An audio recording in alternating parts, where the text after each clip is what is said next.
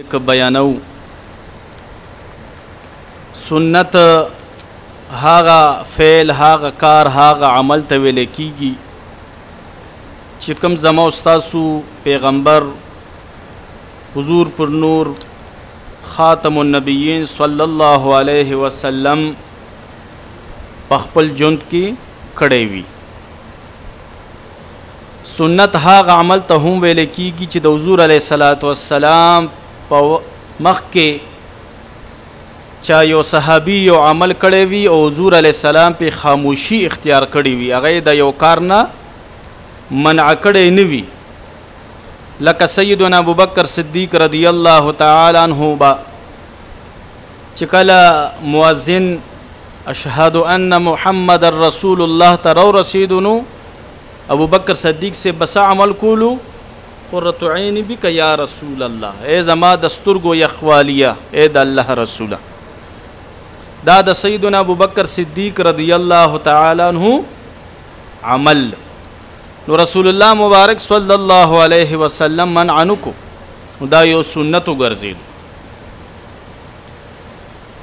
نو د حضور علیه السلام مبارک په مخ کې چې یو عمل یو صحابي کړی دی حضور علیه السلام منع کړی نه دی، نو هغه هم سنت ته ګوره.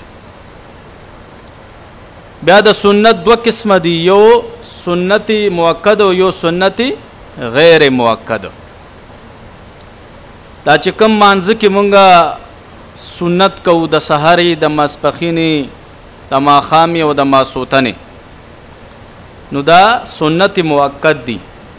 تراویح چې کوم دي دا سنت مؤکد دي. ګوره بل ته تکلیف نه ورکول دا هم سنت مؤکد دي. جمع سره منځ کول دا هم سنت مؤکد دي. د حرام و نزان ساتل دا هم سنت مؤکد دي. د حلال لټون کول دا هم سنت مؤکد دي. د سترګو حفاظت کول، یو پردی خور ته یو پردی لور ته نه قتل، دا هم سنت مؤکد دي. پټکې وهل دا د حضور علیه السلام بعضې صحابه کرامو دا بعضې علما کرامو فرمایلی چې دا د حضور علیه السلام یو عادي سنت دي، خو حضور علیه السلام همیشواله په اختیار کړی دی په پټکي باندې. حضور علیه السلام مبارک ټول عمر کې منځونه په پټکي سره کړي دي. نو دا اهل سنت والجماعت چې څومره مشایخ دي، علما دي، عوام دي، ای ټول په سنتو باندې په دې وجه په پټکي باندې کوشش کوي چې عمل وکړو چې حضور علیه السلام یو منځ، بعضې روایاتو کې یو یا دوه منځونه شته چې حضور علیه السلام ټوپۍ سره کړي دي، خو اکثریت منځونه حضور علیه السلام پټکی سره کړي دي. بلکې زمونږ مشایخ دونه په پټکی باندې زور روړی دی چې حضرت بنیر باباجي صاحب رحمت الله تعالی علیه یو ورځ د سوکۍ باباجي صاحب رحمت الله تعالی علیه خانقاه ته رالو. دواړه ډیر د وخت عظیم علما هم عظیم درویشان هم. نو بنیر باباجی رحمت الله علیه د مازیګر مونځ ولاړو، زر زر چاردام وکړو او د جمع سره شاملېدو دپاره بنیر باباجی رحمت الله تعالی علیه زر ودرېدو او پټ ټوپۍ کې مونځ وکړو، ځکه چې هغه وخت کې به خو چې پټکی روان شو نو تا به دوباره بیا جوړولو. اوس خو دا ټوپۍ دی بس پټکی پې ووهه نو بیا روانېږي نه. نو بنیر باباجی رحمت الله علیه هغه پټکی روان شو د چاردام په وجه، ځکه چې ټوپۍ کوزه کا. نو مبارک نه رکات لو نو زر ځان جمع سره شامل کو او ټوپۍ کې مونځ شروع کو. چې کله مونځ ادا شو نو حضرت شیخ المشایخ قاضی وقت حضرت سوکۍ حضرت سے مبارک رحمت الله علیه وتو فرمایل اے مولانا صاحب دا دې څوک په ټوپۍ کې دې مونځ کو، په کار خو درله دا و چې پټکی دې وهلی و شابه دا مونځ دې دوباره راوګرځوه. نو سوکۍ باباجي صاحب رحمت الله علیه په بنیر باباجي رحمت الله علیه باندې مونځ دوباره راوګرځولو. دونه د سنتو پابندي زما استادو دی پیرانو صاحبانو کړی ده. ګوره الله دې مونږ ټول ته په دې باندې استقامت نصیب کړي. مونږ خپل شیخ زه چې کله پیش شوی یم نو ما خپل مرشد پاک چرته بغیر د پټکی مونږ کې نه دی صحیح کړی. ګوره مبارک پټکی کې به مونږ کوو که نفلو که فرضي منځو که سنتو که په سفر کې به که په کور کې به په هر وخت کې مبارک به د پټکی اهتمام کولو. ګوره الله دې به مو تاسو ته هم همیشواله نصیب کړي. نو اصل د حضور علیه الصلاۃ والسلام سنت دا زما تاسو چې په ژوند کې راشي که بیا ته د ولایت سوال کیم نه طلب الله تعالی خامخا ولایت درکوي. ګوره یعنی که ته د الله د دوستۍ سوالونه هم نه کې خو ته چې د حضور علیه السلام په سنتو باندې کلکې منګولې خښې کې حضور علیہ السلام د سنتو د برکت به الله تعالی تا خپل دوست جوړ کی. ګوره حضرت شیخ جنید بغدادی مبارک رحمت الله تعالی علیہ فرمائی الطرق كلها مسدودة وی ټول لارې بند دي علی الخلق الا من اکتفى باثر الرسول صلی الله علیه وسلم. ټول لارې بند دي مگر یو لار کړو ده چې هغه د حضور علیه الصلاۃ والسلام د سنت مبارک ده. ګوره یعنی چې ته رب ته رسیږي د حضور علیه السلام په سنت باندې وا خپل رب ته رسیږي. ګوره او دارنګي حضرت خواجہ احمد حواری رحمت الله علیه فرمای من عمل بلا اتباع سنت نبی صلی الله علیه وسلم فباطله عمل. وی څوک چې یو عمل د حضور علیه السلام د سنتو خلاف کوي نو هغه عمل داغه نه الله تعالی هیڅ چریم نه قبلوي. ګوره حضرت شیخ حاتم اصم رحمت الله تعالی علیه چې دا یو جلیل القدر ولی تیر شوی دی په مقدس مکه او الله ول ډیر لوی شان ورکړو. د مخکینو اولیو وګوره د جمع د موز ډیر اهتمام کولو. اوس خو اول زو بیا تاسو د جمع د موز اهتمام ډیر نه کوو. جمع ولاړه وي مسجد کې مو تاسو په غب شپ کې مصروف یو په موبایل کې مصروف یو په بیٹکونو کې ناست یو اورو د جمع پروا نه کوو. وای ځان لبه راو ګرځو ځان لبه وک. دغه د الله ولی حضرت حاتم اصم رحمت الله تعالی علیه د اورز مسجد ترالو دنا جمع تلوا یا تکبیر تحریمت فوت شو دا ډومبه تکبیر چې کم دی دا ته تلو دوه خبر شته پر روایت یا تی پورا جمع تلوا یا تی تکبیر تحریمت تلو. دا مبارک مسجد کی پزار او په قطار معنی پجړا شو مونږ یو کو واپس کور ترالو او دی ګډو کې سر کې خودلو پزار او په قطار جړل پزار او په قطار جړل. حضرت حاتم اصم رحمت الله تعالی علیہ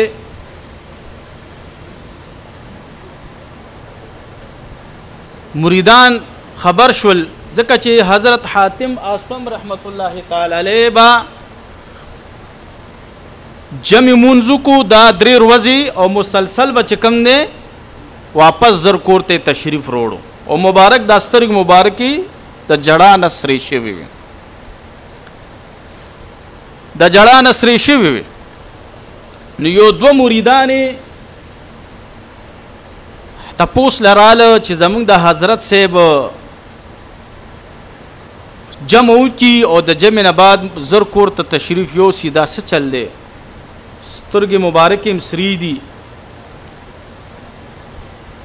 دو مریدان راله تپوس لا ور وهلو اجازت ملو شو ورته فرمای حضرت صاحب تاسو جمع منځ کوي او واپس زر کور ته راشئ څه تکلیف ته تاسو ته موږ تپوس لراغلیو. هغه مریدانو په مخ کې حضرت حاتم اصم رحمت الله تعالی علیہ بیا پجړا شو چې پجړا شو فرمای چې کاش دا ټول کله زما تپوس لراغلی وي او که زما زوی وفات شوی وی نو دا ټول کلی به زما تعزیت لا زما تپوس لا راتلو. ګوره مانه د جمع منځ شو او صرف 2 کسان زما تپوس له په دې ټول کلي کې راله. زما د زوی نه خو د حضور علیه صلوات والسلام د سنت ډېر اعلی و بالا دي. که زما زوی وفات شوی وی د هغې نه خو د حضور علیه السلام د سنت دا خو ډېر اعلی و بالا دي. گویا چې د حضرت حاتم اصوم رحمت الله تعالی علیه په نیز باندې د خپل زوی نه د خپل بچی د وفات نه د حضور علیه صلوات والسلام سنت ډېر اعلی و بالا وګورئ. دونا حضرت شیخ سعدی مبارک رحمت الله تعالی علیہ بفرمائل خلاف پیمبر کسے را گزید کہ هرگز بمنزل نا خد رسید. وی سوک چې د حضور علیہ السلام د سنت و خلاف روان دی هغه به هیڅ چریم چرته خپل منزل ته ونه رسیږي. ګوره د حضور علیہ السلام د سنت و خلاف چې څوک زندگی تیری سکون به ورته میلو نشي، لذت به ورته میلو نشي. د الله یو نیک بندو چرچه ډیره زیاته و د ولایت. هغه په یو مرید ورلرالو بیعت کېدو دپاره چې زه به د حضرت سے په لاس باندې بیعت وکم، خو خامخا خلک د بیعت نه مخکې د مرید د خپل پیر صاحب حالاتو نه ځان خبره چې دا څنګه شخصیت دی. نو دغه شخص دیغه پیر صاحب سره 1 کال عمر تیر کو. چې 1 کال عمر تیر کو خود د په ذهن کې دا و چې دغه پیر صاحب کې به زه یو لوی کمالات وګورم، خارق العادت یعنی د عقل نه خلاف څیزونه به وګورم. دی به په هوا ګرځي او دی به دیوالونه ځغلوي او دی به چې کوم دی د اوبو د پاسه ګرځي او زه به داسې کرامات دکې وګورم. نو 1 کال کې داسې د عقل نه خلاف یو عمل دغه پیر صاحب کې دغه مریدونو کتو. 1 کال بعد دغه مرید ورته فرمای چې حضرت صاحب زه زما. وای ښه ولی ته راغلی سلوي؟ وای زه راغلی دې د پاره ومه چې تاسو کې به یو لوی لوی کرامات ګورم، خو تاسو کې خو ما څه کمالات ونه کتل. او زم د بل چا نه به بیعت وکم، د بل چا په لاس په مرید شم. هغه پیر صاحب ورته فرمای بچې تا ما سره 1 کال تیر کو، په دې 1 کال کې ما چرته د حضور علیه السلام د سنتو خلاف عمل کړی دی. وای نه جی تاسو ټول عمر د حضور علیه السلام په سنتو عمل کړی دی. وای بچې د دین لوی کرامت نور کم ځای کی وي چې زه د حضور علیه السلام په سنتو باندې خپل زندگی تیروم. هغه مرید ملامت شو او زه هغه پیر صاحب ته کېناستو او بیعت شو. ګوره اصل شی کرامت نه دی، ګوره ښه اصل شی د حضور علیه السلام تابعداري ده. ګوره چې د حضور علیه السلام په سنتو موتاسو عمل وکړو. ګوره امام اعظم امام ابو حنیفه سے مبارک رحمت الله تعالی علیہ چې زمو استاسو د مذهب امام دی، هغه فرمایي چې یو شخص وي هغه د عبادت د پاره ځان بیل کړی دی، شپه ورځ عبادت کوي، د ورځې روزهدار وي او د شپې خدای ته ولاړ وي، نوافل تلاوت ذکر اسکار عبادات دی په خپل ژوند کې کوي لګیا وي، خو عادي نه دی کړی. او بل طرف ته یو بل شخص دی هغه صرف فرضی مونږ کوي، صرف فرضی روزي نیسي او عادي کړی دی. امام ابو حنیفه سے مبارک رحمت الله علیه فرمایي چې دا واده کړی سړی ته بهتر دی. ګوره ځکه چې د حضور علیه السلام په سنت عمل کړی دی. حضرت بشر حافی رحمت الله تعالی علیه فرمایي چا پس د وفات په خوب کې ولیدو چې رب د سره څه معامله وکړه، وایي رب را سره ډیر زیات احسانات وکړه، خو مال رب الله تعالی او یا درجه راکې، خو چې کم اولیاء کرام ودونه کړیو د حضور علیه السلام په دغه سنت عمل کړو دا غینا زما درجه ډیره ښکته وه هغه ځکه د حضور علیه السلام په سنتو باندې عمل کړو نو زه د هغې نه په درجه کې ښکته وم او رب راته وفرمیل ای بشر زما دا خوښه نه وه چې ته د واده نه بغیر ما ته حاضر شي زما دا خوښه وه چې ته واده وکړي او بیا زما دربار کې حاضر شي خو داسې واده م نه چې هغه واده په وجې ما نه تاسو نه نور فرایض بیا پاتې شي ګورې ښه د واده کولو بیا 4 اقسام دي ګورې چې اوس داسې واده چې تا نه پې د خپله خانقاه پاتې شي تا نه پې وظایف هم پاتې شي تا نه پې فرضي منځونه هم پاتې شي تا نه پې معمولات خیر ټول پاتې شي نه داسې واده نه خو بیا هغه ناواده کړی ښه وي بیا خو دله بهتره وه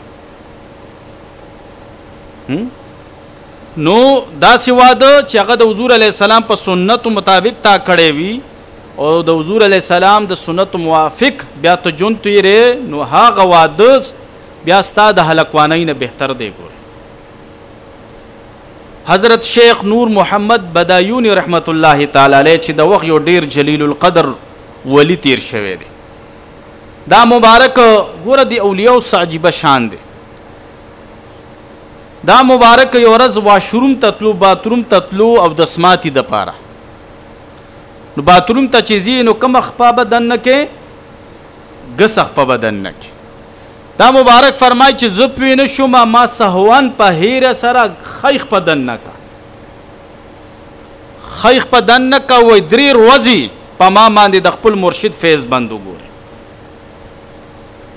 3 ورځې احوال د باطن مانه منقبض شو ټول فیض را باندې بند شو ځکه چې د حضور علیه السلام یو سنت را نفوت شو حضرت سفیان ثوری مبارک رحمت الله تعالی علیه چې د وخت یو ډیر لوی محدث او لوی شخصیت تیر شوی دی دا مبارک فرمایي چې یو ورځ مسجد ته داخلېدم او مسجد ته چې داخلېږي نو خیخ په بدن نه کې نو مبارک فرمای چې ما سهوان په هیرې سره ګسخ په دن نه کا چې ګسخ په مې دن نه کا وای غیبي आवाज راته شو اے سورا اے غویا سور ویل کېږي غویتا اے غویا زما پکور کې او زما د حبیب صلی الله علیه وسلم د سنت خلاف عمل کې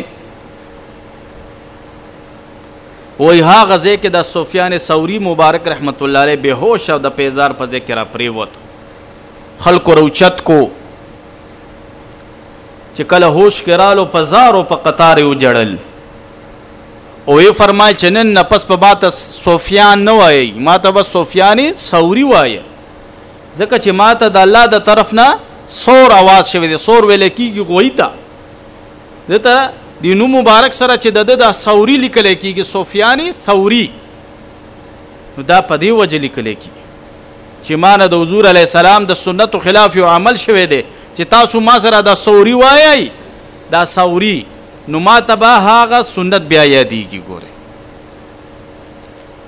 داسې زما استاد مشایخو د حضور علیه السلام په سنتو عمل کړی دی ګورې حضرت مجدد الفسانی سے مبارک رحمت الله علیه فرمای چې فضیلتونه غواړي مقامات غواړي دا ټول د حضور علیه السلام په سنتو کې پراته دي ګوره حضرت مجدد الفسانی سے مبارک رحمت الله علیه فرمای چې زما په نیز باندې څوک د غرمې خوب کوي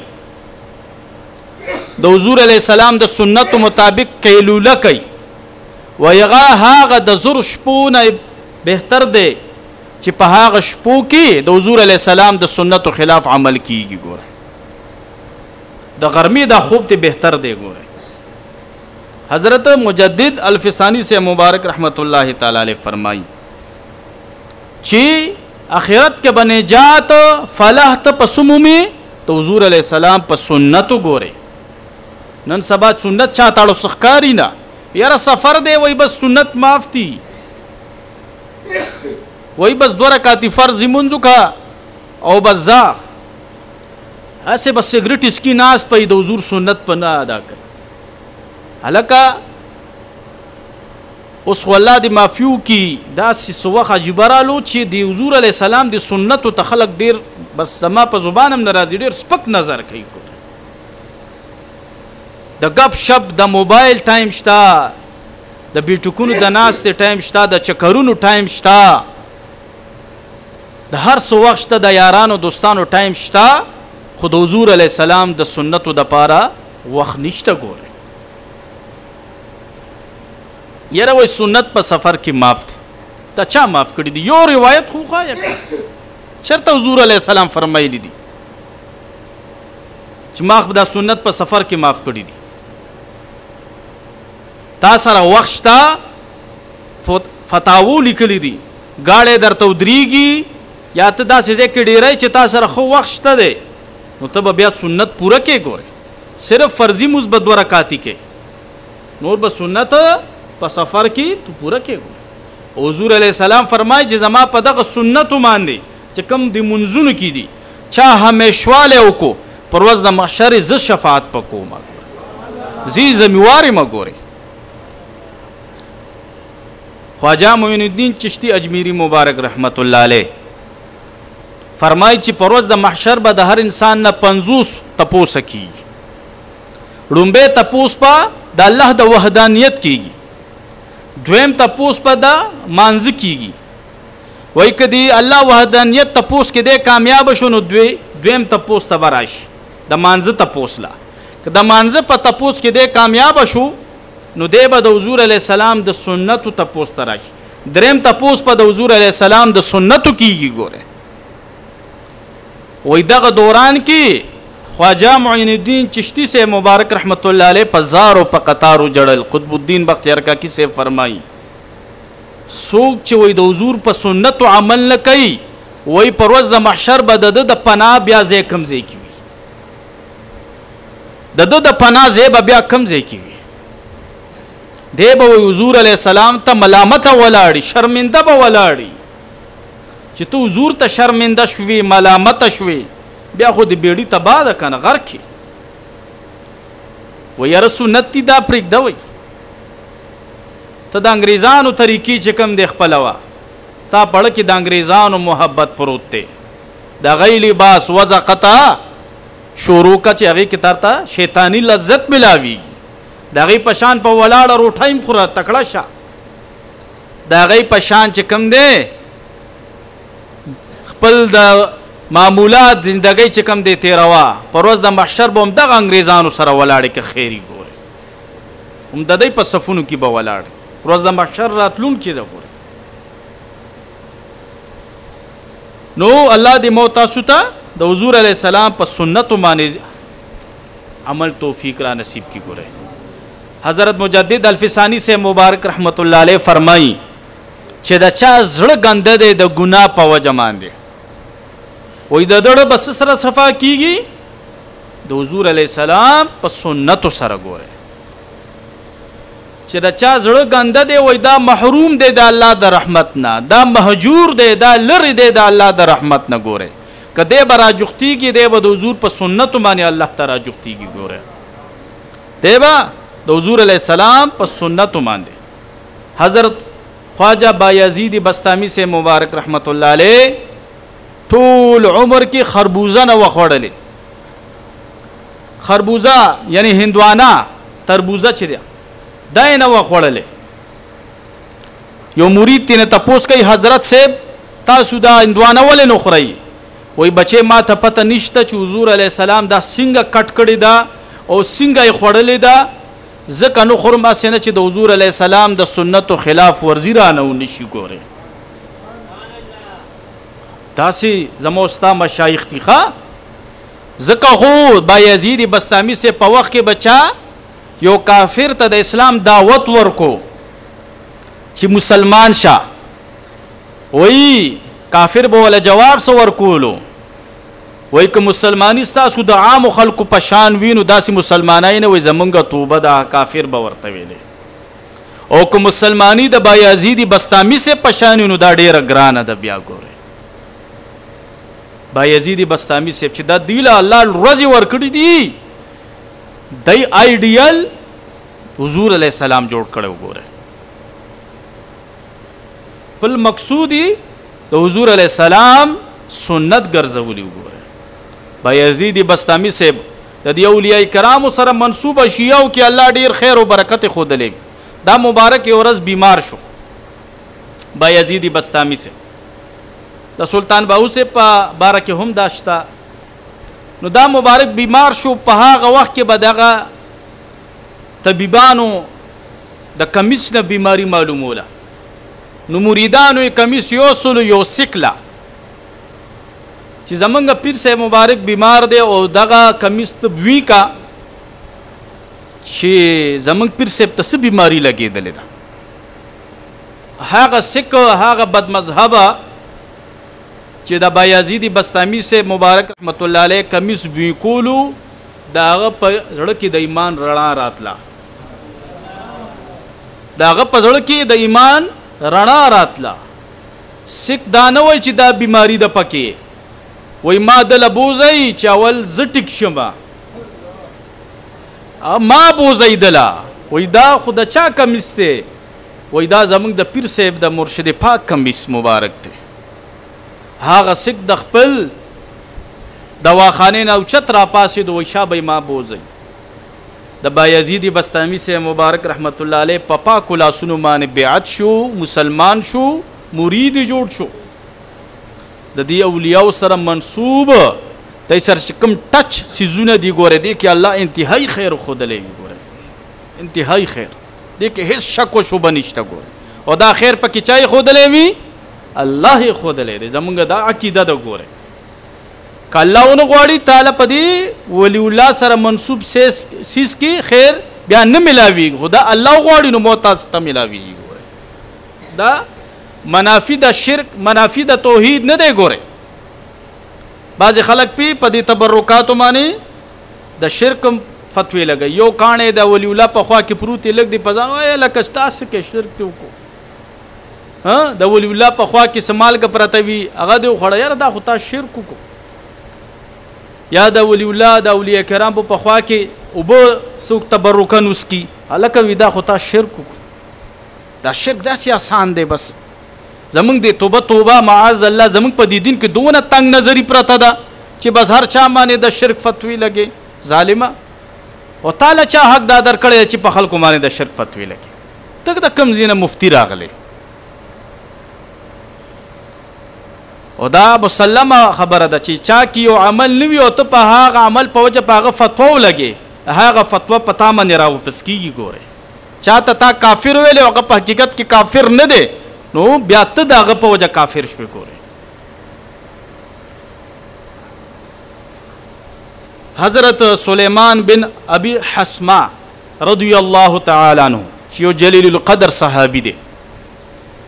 په دغه روایت کې موتاصل ډیره راهنمایي پرته ده. دا مبارک ډیر عبادت گزارو. حضرت سلیمان بن ابي حسما رضی الله تعالی عنہ یو شپه ټوله شپه الله تعالی ته عبادت کو. الله تعالی چې کله د سحر وخت داخل شو دی مبارک ماندی د خوب غلبه وشوه. مبارک ته خوب ورغو خو مون زیاده کو دانه چې مست قضا شو خو کور کی منځ کو. د حضرت امیر المؤمنین عمر فاروق رضی الله تعالی عنہ دور خلافت حضرت عمر سے مبارک رضی الله تعالی عنہ چې د سحر منځ کو نو واپس خپل کور ته تشریف وروړو. نو پلار د حضرت سلیمان بن ابي حسما رضی الله تعالی عنہ کور راتلو. د حضرت سلیمان رضی الله تعالی عنہ مور بی بی پور کې ولاړه وا. نو حضرت عمر سے مبارک تنه تپوس کوي چې ای بی بی شفا د دې مبارک شفا نومو تستاز بچه حضرت سلیمان رضی الله عنہ د سحر په مانځ کې نو ولی دا بیبي وته فرمایي چې امیر المؤمنین هغه بیګا ټول شپه نفلونه کړو خو چې کله د سحر وخت داخل شو نو خوب په غلبه وکانو جمعت قضا شو خو منځي کور کې بیا وکړو. قضا نه په خپل وخت کې کړی دی. ګوره نو حضرت عمر فاروق رضی الله تعالی عنہ یو فاروقی فتوا ورکوي والله لئن اشهد صلاة الصبح فی جماعت احب الی من ان اقوم لیلة. مبارک یو عظیم فتوا ورکئی ورته فرمای زما پنیز باندې دا بهتره وا چې یو انسان دی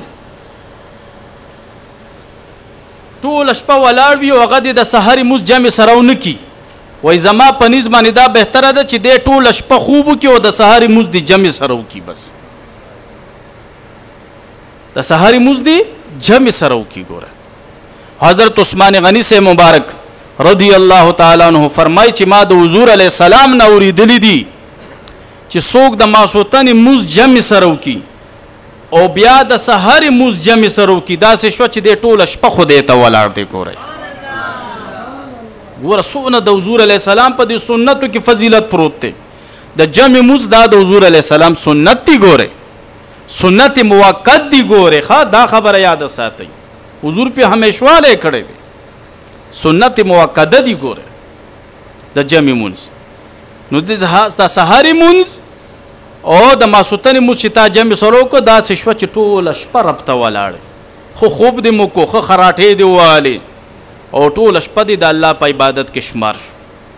څونه د حضور علیه السلام په دې سنتو کې فضیلت پروت دی. ګوره حضرت ابو موسی اشعری رضی الله تعالی عنہ چې یو جلیل القدر صحابي دی، په صحابه کرامو کې د حضور علیه السلام د سنتو تابعداري ډېره پرته وه.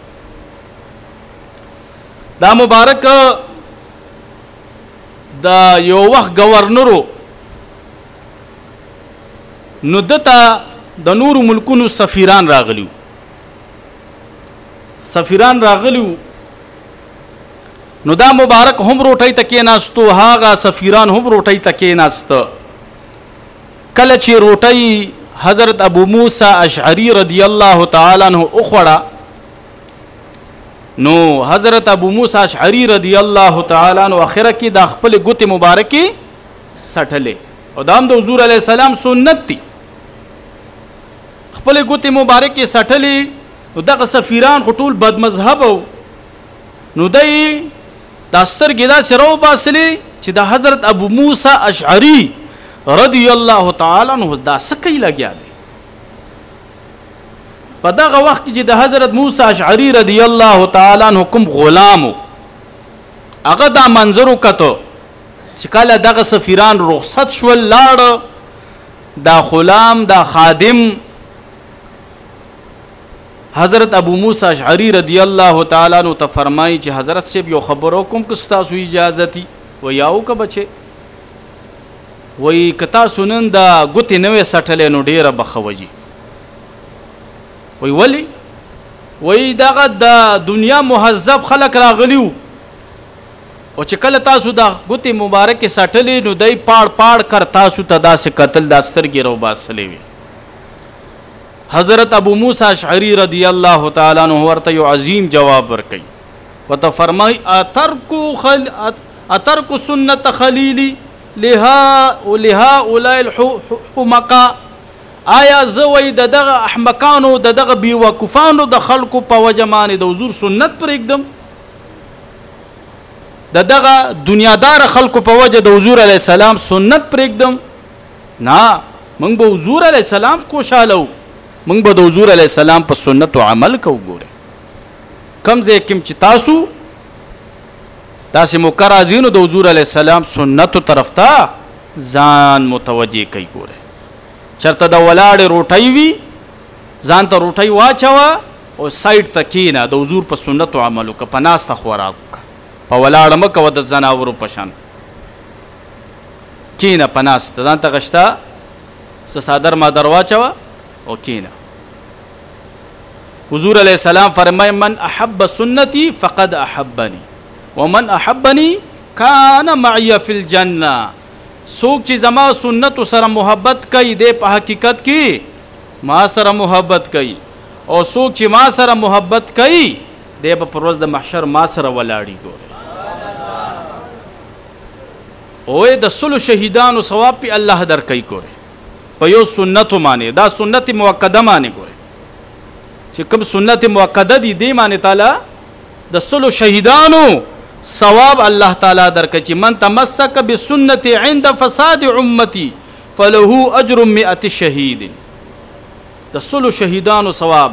اوس درته خلک وي په سفر کې مکه و سنت، اوس درته په دفترونو کې خلک وي مکه و سنت، مونږ ته پلان کې مولا ویلي دي چې مکه وای سنت، او دلته حضور درته وایي چې سنت وکا، تا ته په د سلو کسانو د سلو شهیدانو اجر ملاویږي. د مولاو باندې به د امام الانبیاء به باندې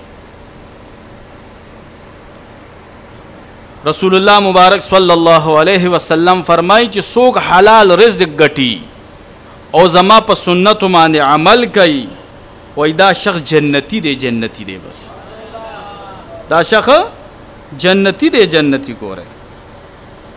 الله تعالی دی تو حضور علیہ السلام په سنت باندې موتاسو ته د عمل کولو توفیق را نصیب کی. حجاج بن یوسف نوم به تاسو اورېدلی، یو ظالم بادشاه تیر شوی دی په مقدس مکه، او داسې ظالم بادشاه تیر شوی دی چې د صحابه کرام شهیدان کړي دي، ډیر مسلمانان د شهیدان کړي. حجاج بن یوسف په وخت کې یو ځل قحط رالو، خلق راجم شولو، صلات الاستسقاء وکړو، نوافل ادا ک، زار او قطار باندې الله ته وجړل، خو د باران نام و نشان نشتا. حجاج بن یوسف اعلان وکړو چې بیا راجم شي، او اعلان کې وای چې نن به هغه سړی دعا کوي چې چانه د مازیګر دا سنت زواید چې کوم دي او د ماسوتان دا کوم سنت زواید دي غیر موقت چې کوم دي دا چانه نوی قضا شوی په ټول عمر کې، نو هغه دې رامخ کې شي او دعا دی وکړي، دغه په دعا به الله باران کوي. په مجمع باندې خاموشي طاری شوه، لوی لوی علما ولاړ دي، خلق ولاړ دي، خامخا د مازیګر سنت بعضې خلکو نه قضا شي په سفر کې، یا د بیماری په وجه یا داسې نور مصروفیاتو په وجه، چې خاموشي طاری شوه څوک هم راونوته. حجاج بن یوسف مخکې شو، حجاج بن یوسف مخکې شو، دعا ته لاسونه اوچت کړه، الله تعالی باران شروع کو. حجاج بن یوسف اعلان وکړو چې په ټول عمر کې د مازیګر دا سنت او د ماسوتن د مانځنه مخکې دا سنت ما نه چرته نه دي قضا شوي. ګوره دا هغه ظالم بادشاه په دعا سره چې د حضور علیه السلام د ښکلي سنت یې رانیولو، هغه دعا الله تعالی رد نه کا او الله تعالی باران وکړو. ګورئ موتا خو د حجاج بن یوسف عمره ظلم نه دی کړی او نه دی رامنې الله کوي، او چې موتا د حضور علیه السلام په هر سنت باندې عمل کوو